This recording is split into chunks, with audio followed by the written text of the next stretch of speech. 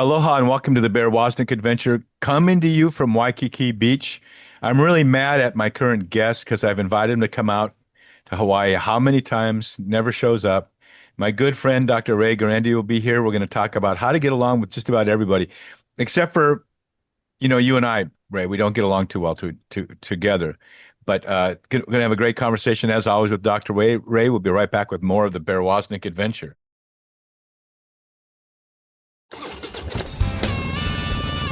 Welcome to the Bear Woznick Adventure. Kickstart that engine and roll thunder with the pack. Explore the grittiness of manly spirituality. Gain traction in the virtues. Soup up your spiritual engine by turning adversity into adventure. Now here's Bear Woznick. Let's ride.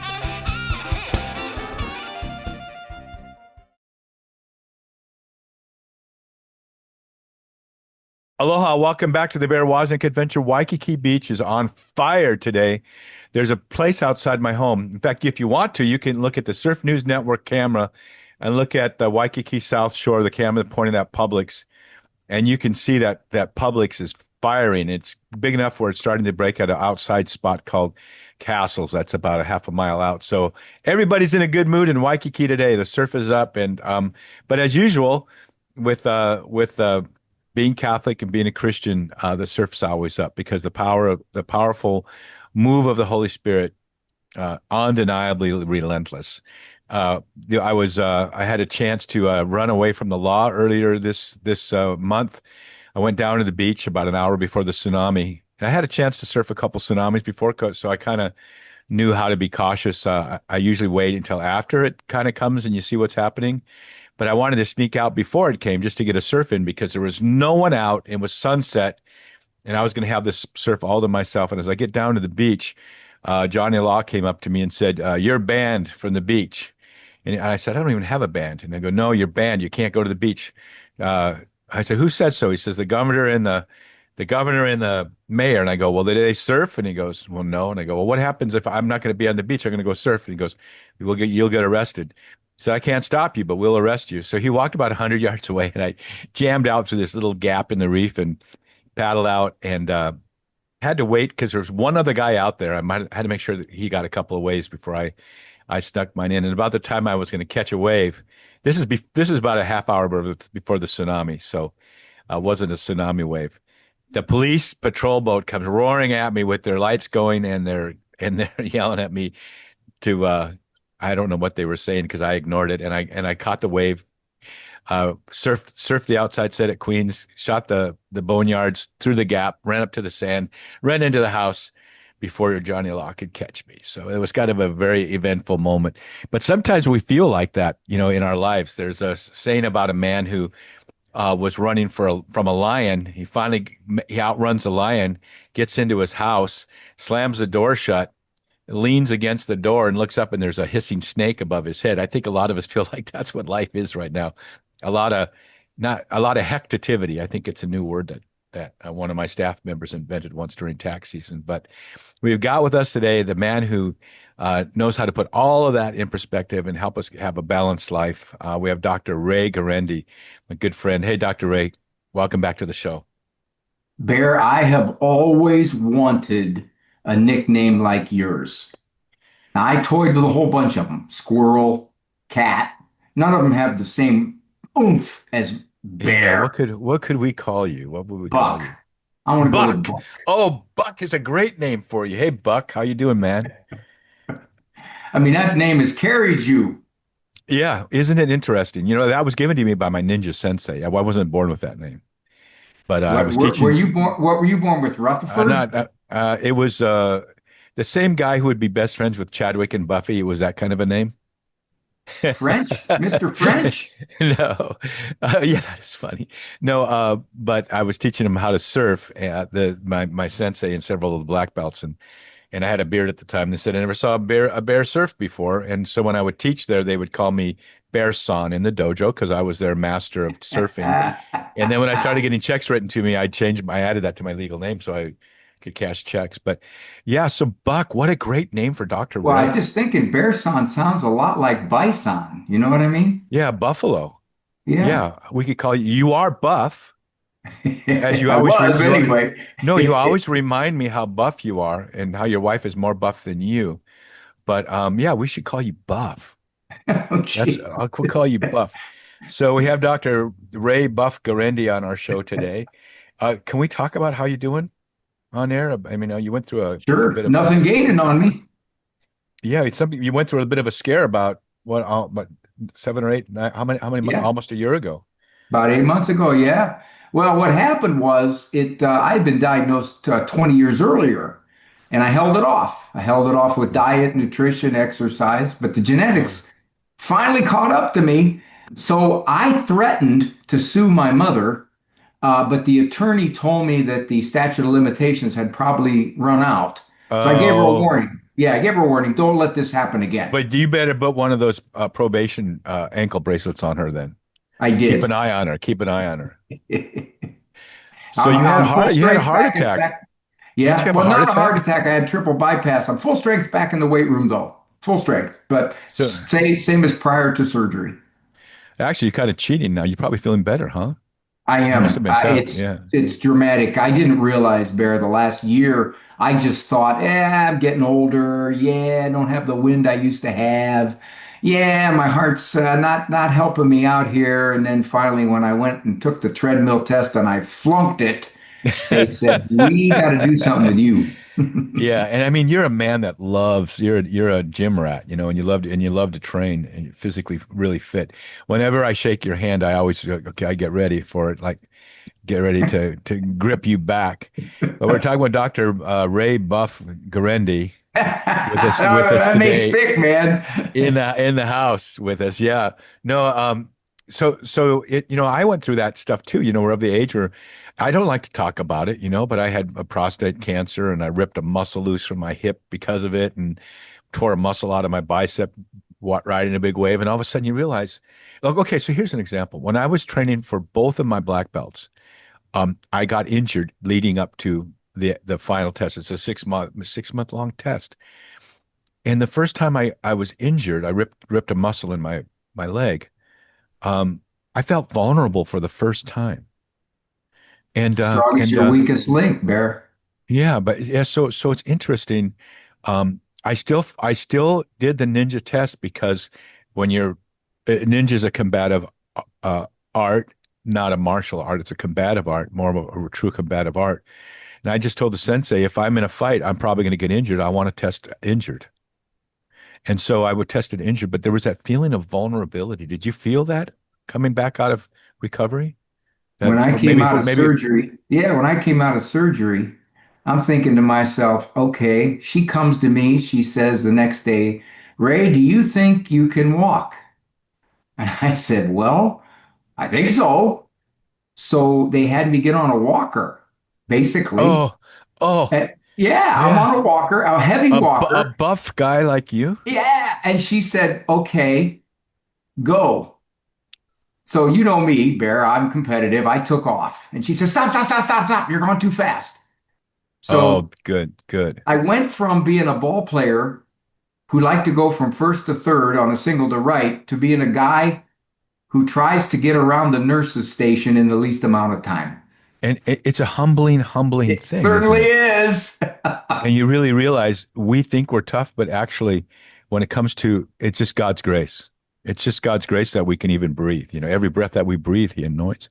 I'll tell you something funny. When I had the prostate, and I didn't know I had to rehab my muscles around the prostate where I had the radiation, and I was out in my outrigger canoe surfing a wave, and I hoolied it, like we call it hooly chicken when you rotisserie chicken. I rotisserie myself, and I ripped that muscle loose, and then I had it Oh, reattached. But here's what happened: then COVID was happening, and we had one of these really mean uh, thugs running around through Waikiki during that time, and he came up to where we were having coffee.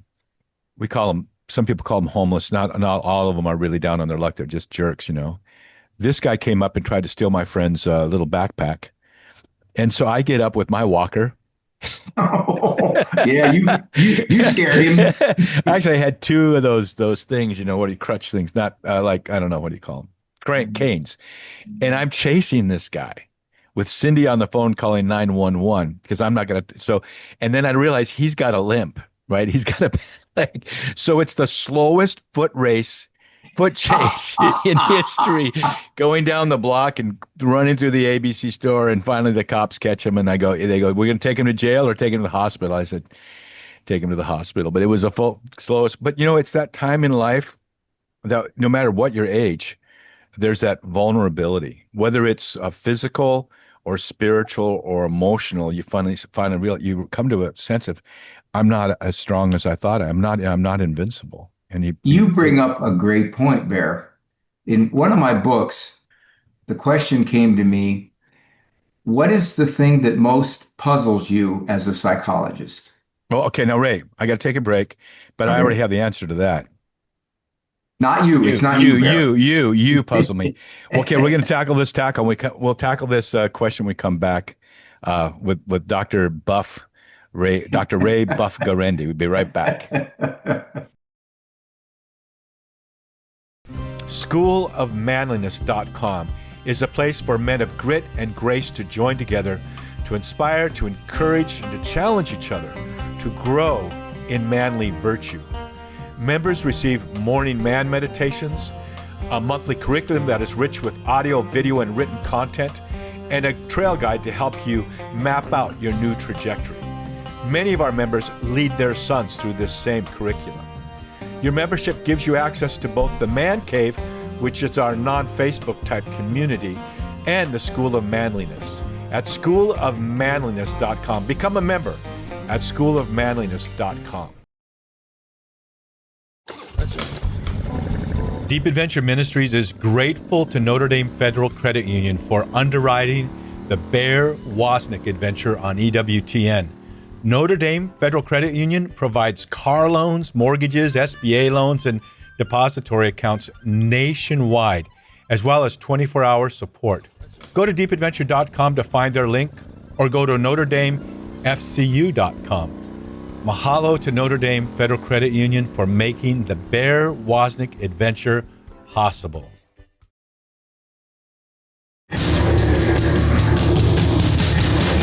This is a warning.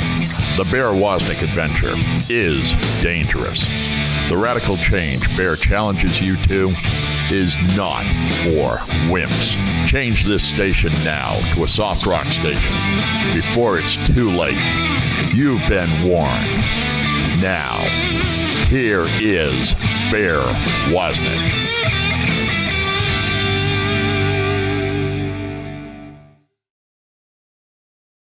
Aloha, welcome back to the Bear Woznick Adventure. Our guest, Dr. Ray, as we like to call him, Dr. Ray Buff Guarendi, is here with us. And just before with the break, you said I brought up a brilliant point, as usual. Yes. What was that? And I interrupted you, so why don't you carry on? What was my brilliant point? I've been asked, what is most puzzling to you as a psychologist? Now you got to figure, Bear. I mean, I hear all kinds of tragedy. I hear all kinds of complex situations. I hear all kinds of intricate turmoil. I hear all of that. The thing that puzzles me the most, and you touched on it because you talked about us getting older, which is when we get older and we see our life moving toward its earthly end, it stuns me how many people still don't think about eternity. They still don't think about what happens afterward. It's as though they think they're going to live forever, even though they're 83 years old. Even though the chances of them living for another 5, 10 years are small. But yet you'd think, I mean, when you're 28 years old, you can make an excuse. You could say, I'm invincible, I'm tough. You know, you were world champion surfer. Me, I rode a scooter once. Dr. Ray Buff Guarendi, yeah.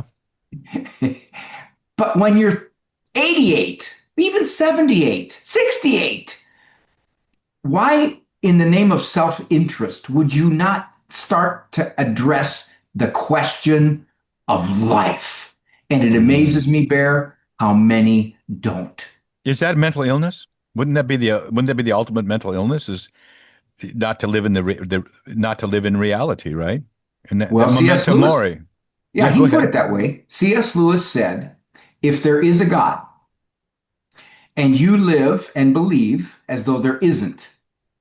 Or what most people do, Bear, they just kind of neglect him. They'll acknowledge he's there, but they don't do much after that. He's a book on the shelf. He's a brilliant man. I'm He talking said, about you treat God like he's a book. You just put him on the oh, shelf. yeah, He's yes, there, but he's over here. Yeah. he's there, but he has no influence on my life. Yeah, I haven't even read him. Mm.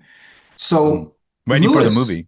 Lewis said that's the ultimate delusion because you have turned Mm. your back on reality. The reality is all of this is orchestrated by a supreme being who put it all in motion and is involved in our lives. And we essentially say, no, he's not. Mm. The greatest of delusions. You know, Dr. Ray, you and I both, you have your the TV show and radio show and the media. It is true to say that someone listening today will not be with us next week. So when I do this show, I take it as seriously as a heart attack, and no pun intended, with your triple bypass surgery. But people need to really be aware of the fact that, like in Imitation of Christ, it says people die always sooner than they think. And so Hmm. there's that reality. The monks of the desert, they're saying was memento mori, remember your death. It came from when a Roman general would win a great triumph and they would have the big party, the big parade as he came into Rome. They'd all be cheering for him. But there'd be a slave walking next to him, just behind him, saying, memento mori, remember your death. Remembering your death is the greatest source of wisdom. You know, if you have faith, I'm writing this new thing now, a journal, a book, my 12 Rules for Manliness book, a little trail guide to go with it. And in it, I ask the men to write a creed and the code. And I say, every one of these creeds and codes should be written with this in mind. Remember your death. They did a survey, Bear, and they asked folks, I think they were between 80 and 90, and they didn't have any terminal illnesses. These were just elderly folks. They said, how much longer do you think you're going to live? Every single one of them said, at least another year. So if you've got this mindset, no matter what age you are, if you're not terminally ill, I'm going to live another year. You can keep putting off that decision. Yeah. Mother Angelica said something really interesting. She said, every year you pass the anniversary of your death and you don't know it. Ah, that's interesting. Yeah, it's very perspective. And so what do we do with that?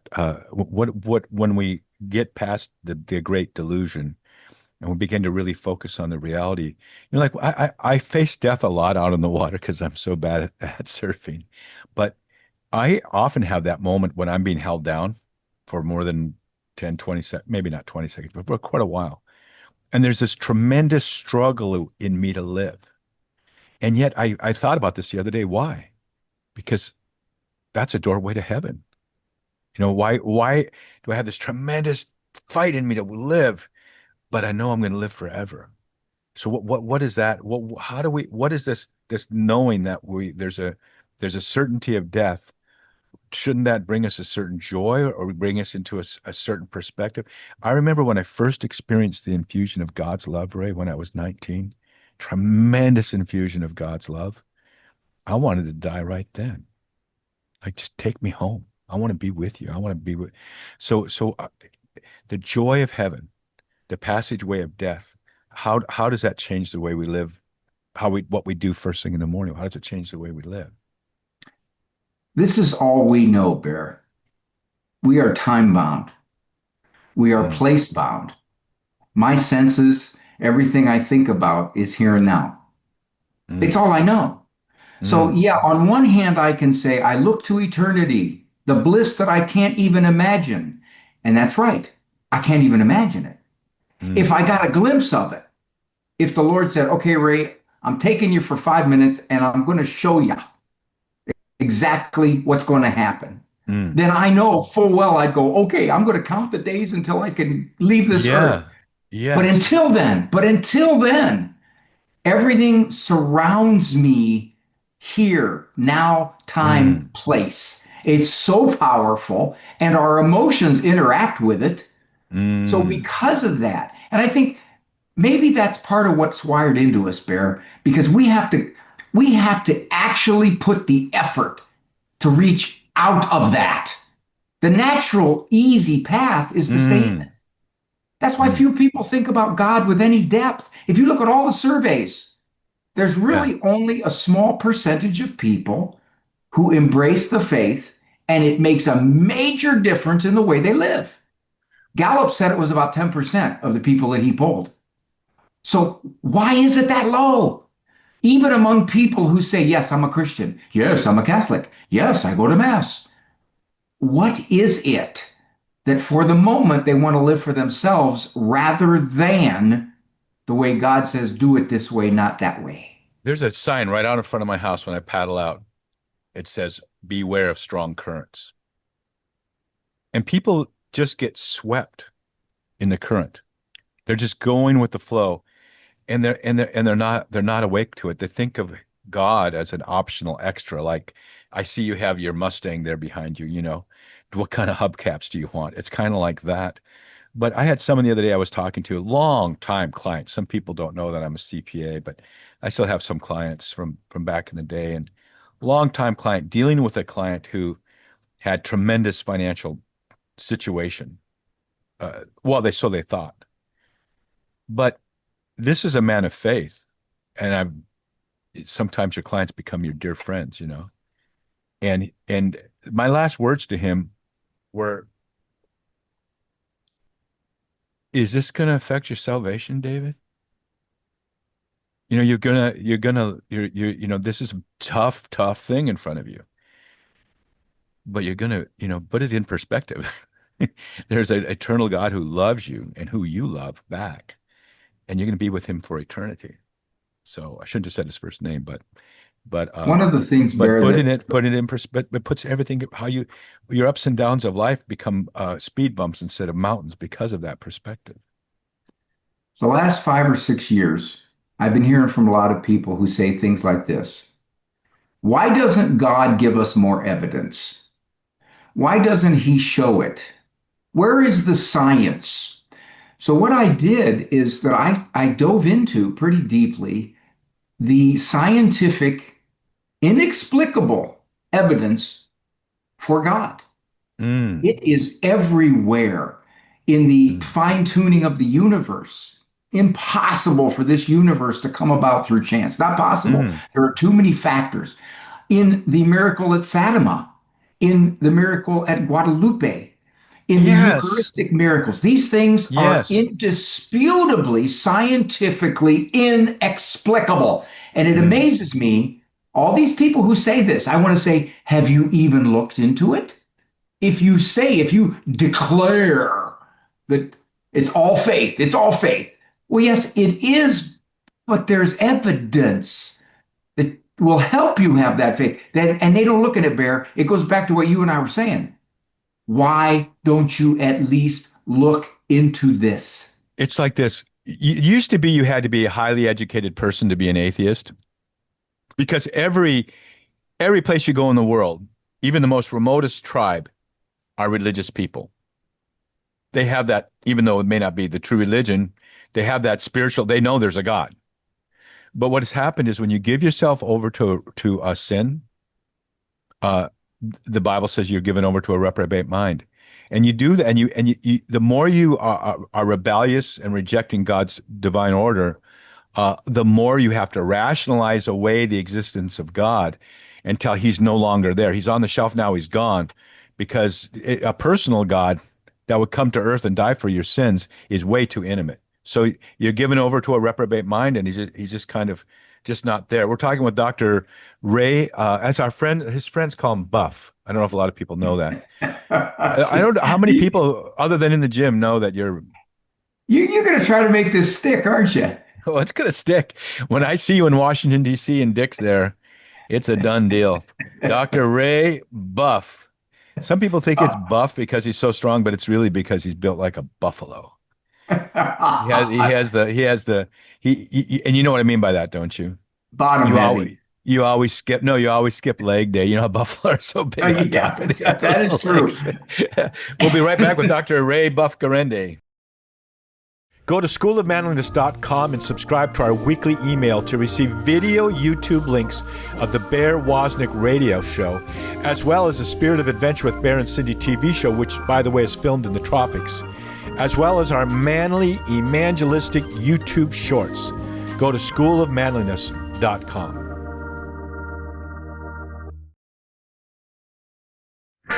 People love our EWTN TV show, Long Ride Home with Bear Woznick. Thanks to you, the show has won 4 different Tally Awards. And now, instead of waiting each week for the next episode to air, you can actually binge watch our show and even share it with your friends when you go to deepadventure.com and join the Mama Bears or the Man Cave. Along with all the other benefits, you get total access to all the seasons of our aired episodes, plus instant access to episodes that won't even air for several months. Long Ride Home with Bear Woznick, a great way to communicate the gospel in a gritty enough way that even tough men will stop and watch at deepadventure.com.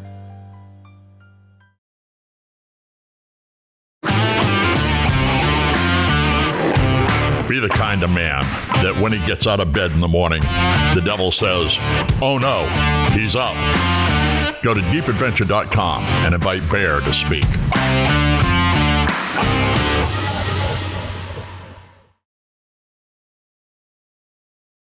Aloha, welcome back to the Bear Woznick Adventure. We got to invite you guys to go to get my book, 12 Rules for Manliness, Where Have All the Cowboys Gone? It's a great book. It teaches you how to write your creed and the code you're going to live by. It's very gritty. There comes my beautiful bride, just walks in the door. And go to our schoolofmanliness.com and become part of the school. So many great things are happen when you're part of the school. So many, I want to tell you all about it, but I got Dr. Ray Buff Guarendi with me. Hey, my bride, Cindy, Dr. Ray's on the I want to see radio. Cindy. Have Cindy come into camera. No, she won't. Afterwards maybe. She's a miracle worker, that woman. She when I ask her to pray, she silently prays. And then God moved mountains every day. Every day. God loves her. Well, she's been carrying your dead backside for years. Well, that's why she's a saint. I'm making her a saint by the burden that she's carrying me around. So this is really interesting that the conversation has taken this direction about the reality of life and the reality of death. What other thoughts would you have for people about how to redirect their lives in the reality that we're not going to live forever? Then how should we live? I advise people often, if you don't know what to think about this God or Jesus, you're not sure, you got all kinds of doubts, simply make a request. Dear Lord, I want to know you if you're there. Please. Yes. You said you'd show me. He's not going to deny that request. If it's an honest, heartfelt request, he's going to grant it. And it doesn't take anything to make a request like that. It doesn't take a commitment. It doesn't take a moral change in your lifestyle. It doesn't take a whole switch in the way you look at everything. It's just a simple request. Lord, show me. If you're there, yes, I want to know it. Yes. Why wouldn't you? Isn't it C.S. Lewis that said that God hides himself just enough so people can't? Or was it Anselm? I forget all these smart people. He hides himself just enough so those who don't want to find him won't, but those who do want to find him will. I remember in college once I had this tremendous conversion experience when I was 19. And the guy who lived next door, we're talking, he goes, "Oh, you believe in that fairy tale stuff? I don't believe in God. I'm an atheist." And I said, "Well," and then I asked him to do exactly what you just said. I said, "Well, why don't we stop and let's just pray. If you're sincere about it, you're not mocking God. God, if you're real, show me." And we prayed, and he had this image come to his mind. He said, "I was reading a book, probably National Geographic, something recently, and I saw these natives who had never seen an airplane before looking under the airplane to see if it was a male or a female." And then he suddenly was like, "That's how limited my perspective is. That I need to, investigate further." And like you said, if you just make that simple request, God will make himself known to you. Part of it for people, Baron, I'm looking for something over here to use. I use these glasses. Do they look like these? Do they look anything like these? There you go. Yeah, we got our readers. Mine are thicker. People, people will say, I just don't think he exists. I just don't buy it. I haven't read the Bible, but I just see it as a bunch of stories. I'm not even sure Jesus existed as a whole person, and there's no evidence that God exists. So therefore, I live by evidence, and I'm not going to buy into this. I will say to them, if I take these glasses and I drop them, why did why did they fall? Gravity. Do you know what gravity is? Well, it's attraction. Yeah, do you know what kind of attraction? The best physicists in the world don't understand gravity. They don't even know something as everyday as gravity. So Mm. you're telling me because you can't understand how God does things, you come to me when you understand how the real world operates. They had a wonderful survey. This is interesting, Bear. And when they do say gravity exists, that's taken on faith, right? That's taken Sure it from is, an because authority. we don't You even know know? what it Yeah. is. They Yeah. can't even Right. establish what it is. Yeah. They surveyed about 5,000 scientists and they asked them, do you believe in God? Scientists now, what percentage do you think said yes? What year was this? Recently, it was relatively recently, 20%? 66. Oh, that's awesome. That's the 66. gen And that's the same as the here's, general population, I bet. yeah, and here's the difference. The guys that were under 50 had a higher percentage of believing in God than the guys over There 50. you go. That's alarming because And the they're going to die reason soon. was because these young guys have seen that science is pointing to God. The Amen. more we understand the universe, the more we understand the unfathomable improbability of one DNA molecule replicating itself, the more we know this, the more we say the universe isn't old enough for this to happen by chance. Yeah. Oh, absolutely. Scientifically, I cannot. I mean, the proof from design, they say is not a good proof. It's undeniable. Anton Plough, I guess one of the greatest atheists. He was actually, I think, part of the Inklings back in the day. His father was a preacher. He was part of the Inklings, C.S. Lewis and Tolkien and that group of guys.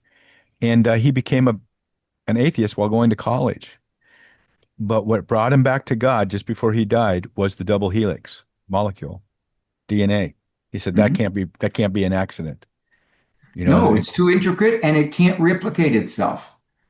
They're oh, talking about, I just heard Father Robert Spitzer say something the other day. I forget what. he's kind of a rookie, but okay. I correct him. When he Yeah. flubs up, I write him and correct him. He I said, got 6 of his books right there. yes, they're phenomenal. Christ, which one is it the most? I would highly recommend this, even over and above mine. His most recent one was, I believe, I got to get this right, Bear. Christ, Science, and Evidence, something like that. And he goes into the miracles of Lourdes, he goes into the shroud, he Oh, goes yeah. into Fatima, he goes into the Eucharistic miracles, he goes into Guadalupe, and he says, okay, let's just simply look at this from a scientific perspective. Yes. Yeah. What are our tests showing? Mm. And it is impossible to explain it other than some kind of direct intervention from God. Absolutely. And I've been there with him. I got to have cigars with him. I have my own line of cigars, right? Seven Virtue Cigars. I was with him at the Napa Institute, sat next to him. You know how nerve-wracking that is for an hour to try to keep up with him. And no, but he gave a presentation on the shroud. It's just undeniable. The other thing is that I think it was something that he had said is that the Bible is the most hyperlinked uh, written document that exists. I mean, when you look at that verse goes with this verse, nuances into this verse, this Old Testament verse ties to this verse, ties to this verse, ties to that verse. It's the most hyperlinked document that exists. If you just do an AI search and look at it, it's all, how they used to have the Roget, I think it was this what was it, the Strong's Concordance, how things would be linked. And you have Bibles that have cross references. it's the most hyperlinked document that exists. It's a profound book, isn't it? That it was all these different authors, and yet nothing conflicts. It all somehow goes together. One of the things that I've come to the conclusion is that God does things in a way we can't fathom. And there must be truth in that Bible that we have no idea is there. It goes with Oh, what you go, just yeah, said. hidden gems, right? Yes. And we don't Yeah, know it's they're right there there. because he's made it, Yes. on one hand, he's made it so intricate, but on the other hand, it's readable.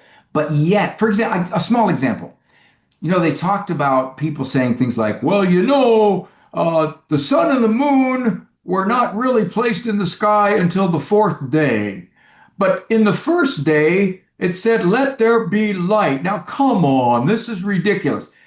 But we now know that at the Big Bang, there was an unfathomable amount of light. Yes. Yeah. Light waves, and I surf waves every day. Dr. Ray, tell me the title of every one of your books if you can. Come on, give it a shot. Give it a Oh shot. my gosh. Okay. All Give right. me, Very see what you quickly. can do. They're your My first children, they're like your little children, right? Your Oh my books to gosh. us. My first book was You're a Better Parent Than You Think, Okay. 1984. I wrote it when I was in middle school. That's right. Better Parent. Yeah. Second book was Back to the Family, where we interviewed strong families in all 50 states. And we basically said, tell us how you're doing it. Third book, most popular parenting book I have, Discipline That Lasts a Lifetime. 100 of the Mm, most common discipline questions I get asked. Fourth book, Standing Strong, most common questions I mm, get asked in the teen years. mm. Marriage, small steps to a better marriage. That's our marriage book. Living calm, how to master anger and frustration. Winning the discipline debates. Jesus, the master psychologist. You'd like this one, Bear. I talk about our Lord's prescriptions for life and Mm, how they make such great psychological sense, mm. and how psychology even supports them, even if psychology wouldn't admit it. I Right. have another one called Thinking Like Jesus, the psychology of a faithful disciple. I have one called Raising Upright Kids in an Upside Down World, which is how the culture misshapes our kids' souls. You see Mm. this all the time in Yeah, the yeah. adult kids who leave the faith. Got that one. Another one is Taught by 10. A psychologist's father learns from his 10 children. Oh, wow. My most recent book is How to Get Along with Almost Everybody. And that's what we were going to talk about, but we were out of time. We started talking about death. What is the name of it? What is it called again? How to Get Along with Almost Everybody. Yeah, that makes me mad, man. I don't ever want to talk to you again. No, we missed out. We'll have to have you back soon, okay? And we'll talk story. But I'm going to see you in Washington, D.C. soon, Yep. and we're going to get to do your show. We And we had to go to Washington, D.C. just to get you to come there. You know that? That was part of yeah, our well, I'm planning. always in that power vortex. You know that. I'm always right there. We love you, Dr. Ray, Dr. Ray Buff Guarendi in the house. Say hi to your beautiful bride for me. And Bear, kick you're a and treat. kick Dick and kick your producer Dick. Just kick him right in the shin for me too. You are a treat, my friend. Thank you. Okay, love you, Dr. Ray. Ahui ho, Bye. aloha. And that was our good friend Dr. Ray Buff Gorendi. We'll be right back with a special segment of the Bear Woznick adventure. Deep Adventure Ministries is grateful to Notre Dame Federal Credit Union for underwriting the Bear Woznick adventure on EWTN. Notre Dame Federal Credit Union provides car loans, mortgages, SBA loans, and depository accounts nationwide, as well as 24-hour support. Go to deepadventure.com to find their link, or go to NotreDameFCU.com. Mahalo to Notre Dame Federal Credit Union for making the Bear Woznick adventure possible. Announcing Spirit Adventure TV with Bear and Cindy. So many people, especially you mama bears, tell us we want more of Bear and Cindy together. Well, we're happy to announce our website, spiritofadventuretv.com, as well as our YouTube channel, Bear Woznick Spirit of Adventure, where you can watch Spirit of Adventure TV with Bear and Cindy. Join us where we live in the Hawaiian Islands or where we sail our boat, the Spirit of Adventure, in the Caribbean. Experience both adventure and serenity with us as we share our life together, as well as the joy and the wisdom of our faith. Go to spiritofadventuretv.com to find out more and subscribe on YouTube to Bear Woznick Spirit of Adventure. And join us, Spirit of Adventure with Bear and Cindy.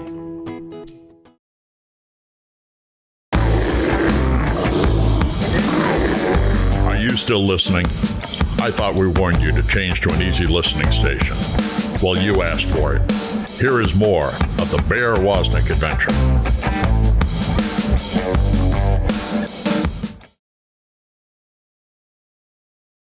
We've had a lot of requests from people that we would share an excerpt from my newest book, 12 Rules for Manliness, Where Have All the Cowboys Gone? And so we're going to do that right now. It's a book that's meant to inspire and challenge men to live a life of grit and grace. Here's the introduction to 12 Rules for Manliness, Where Have All the Cowboys Gone? Where have all the cowboys gone? Everyone has it in their power to say, this I am today, that I will be tomorrow. The wish, however, must be implemented with deed. Written by Louis L'Amour in his book, The Walking Drum. As my wife Cindy and I drove along the ocean by Diamond Head near our home in Waikiki, a song came on the country radio station.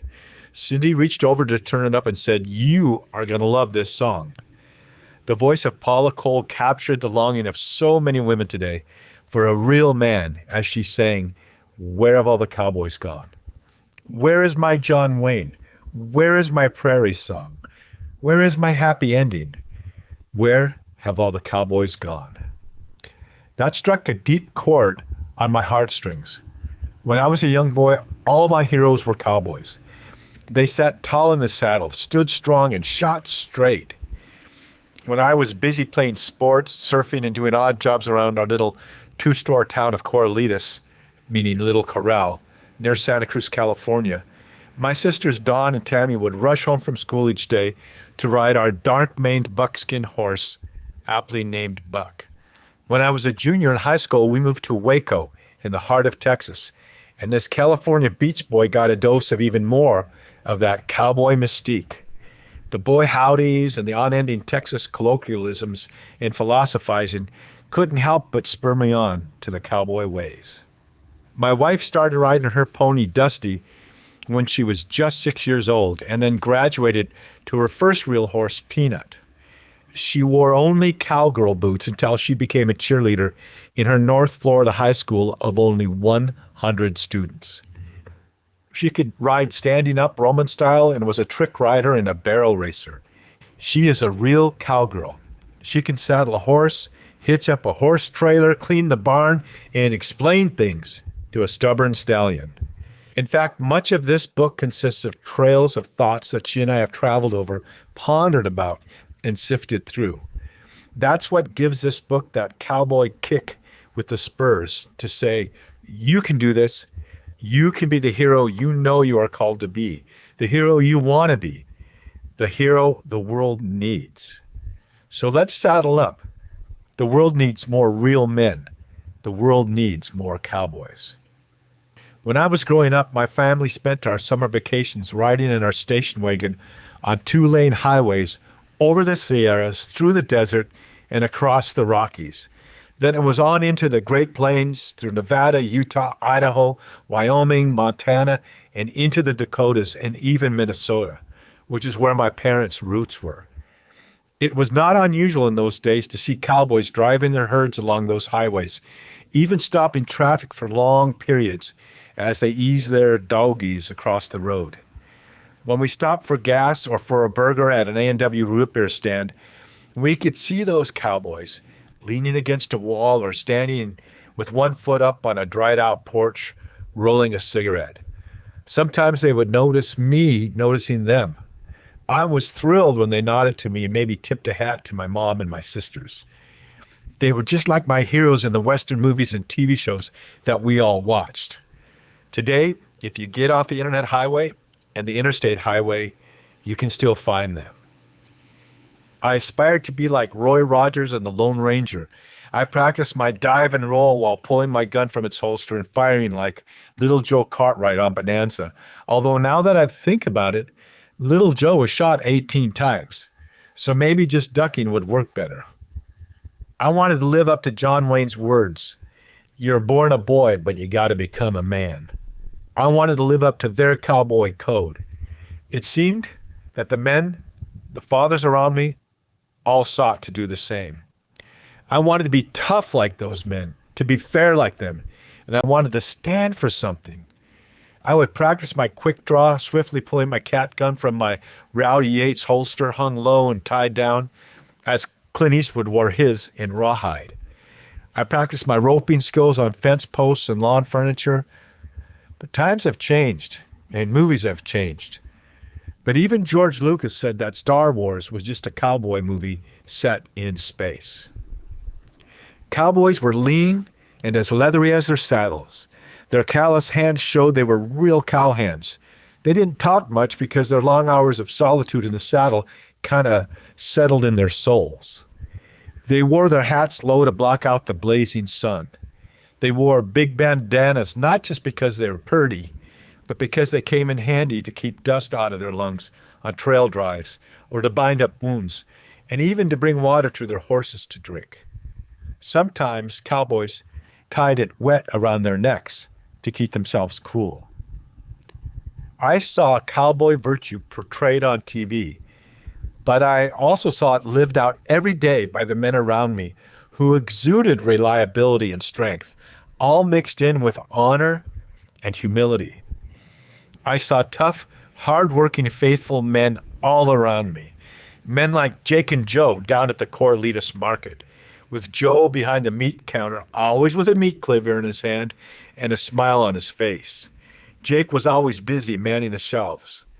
The men of our little town called themselves the Padres, and they were fathers to all of us. A lot of them belonged to the volunteer fire department, too, or served as scout leaders. We did not have organized sports, but there was a bag full of bats, balls, and bases that we could get from the back of the market and then go play in the dirt field next to the Grange Hall. These men were famous for the big pancake breakfast that people came to from all over, and in time the pancake breakfast became the destination for the big annual Watsonville flying event for hundreds of private pilots. This is where I first learned to crack an egg open without breaking the yolk, and I learned when and how to flip a pancake. I was in the company of good men, or at least men who strive to be good. Life then seemed idyllic, but the reality was those were tough times. But the men were tough too. They rose up to life's adversity. They found fulfillment not so much in their careers, but in knowing that their hard work made their families' lives a bit easier, a bit better. Remember the saying, soft times make for soft men. Soft men make for tough times. Tough times make for tough men. Tough men make for soft times. Where are we right now in this continuum? I reckon we're somewhere in those first two lines. But there are tough men still today. St. Augustine said it best, as usual. Bad times, hard times, this is what people keep saying. But let us live well, and times shall be good. We are the times. Such as we are, such are the times. Men seem to keep each other in line, and girls made their men wait till marriage before, as they would say, losing their virginity. Virginity was something to be cherished until marriage. To shack up, as it was called, was scandalous and very rare. In fact, most of us youngsters didn't even know the facts of life until one of our parents taught us in the 5th or 6th grade. That is, of course, unless we were raised on a ranch. The men in those days knew that their families counted on them to protect and provide for them. There was no nanny state taking care of them as if they were helpless victims. No, they manned up and did what needed to be done. For the most part, moms were there in the house to raise the children. Practically all of our moms were there when we kids came home after school to play.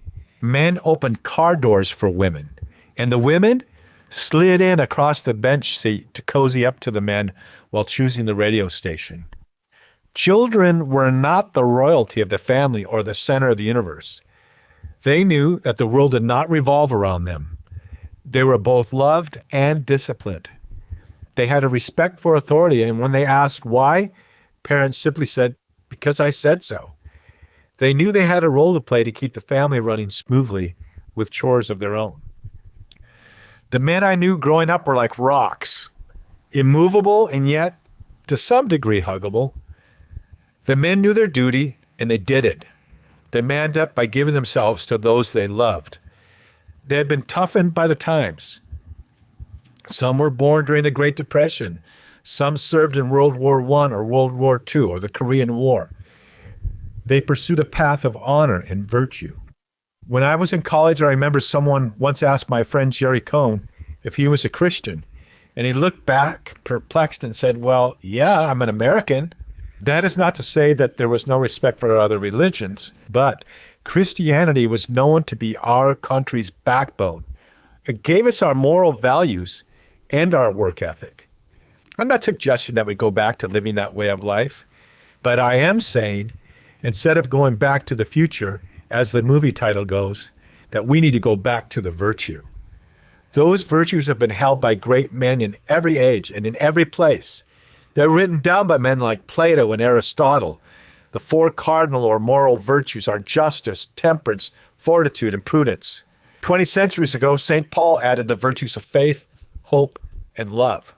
I hope you enjoyed that excerpt from my latest book, 12 Rules for Manliness, Where Have All the Cowboys Gone? Until next week, may the breath of the Holy Spirit aloha you. Aloha.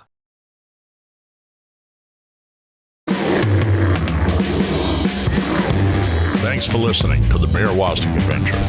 Find more manly conversation at the Bear Woznick Deep Adventure YouTube channel.